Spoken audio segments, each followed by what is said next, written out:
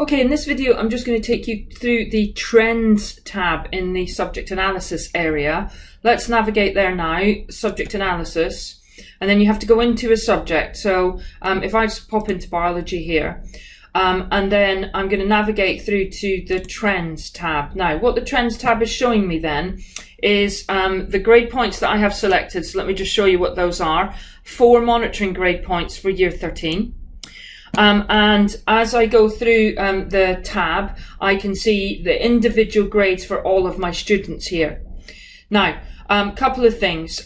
This little scroll button here will take you through some of the contextual stuff. Okay, so you can see that I've got various bits of information in there that are contextual. If you have got any Cat 4 data in the system against your students and you toggle that button on, then it will show up in that context area.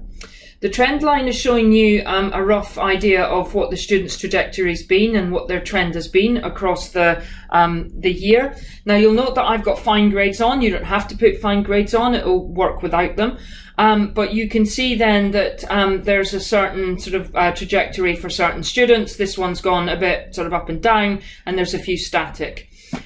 The difference column is basically telling you the grade difference between the main grade point, so that's the last one there, and the one that's linked to this, and a grade point that you have chosen from this comparison grade point. Now, the default is the one immediately previous to that, but you can drop that down and you can change it to any of the other two.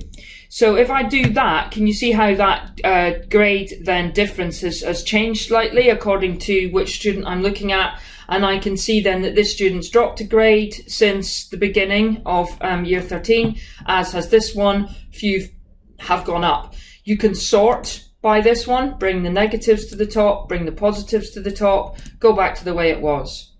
And hopefully that way you can then get a really good feel of what's going on inside your teaching set or inside your subject area across the academic year. That's all exportable. You can take that out into Excel and then manipulate it in there. Final thing to show you is if you click on a student themselves, you will get their card that comes up, which shows you how they're doing across their other subjects as well, contextualize information for those students here. And again, you can flick that around and have a look at what the grade difference is like across all of the subjects of that student. Thanks then.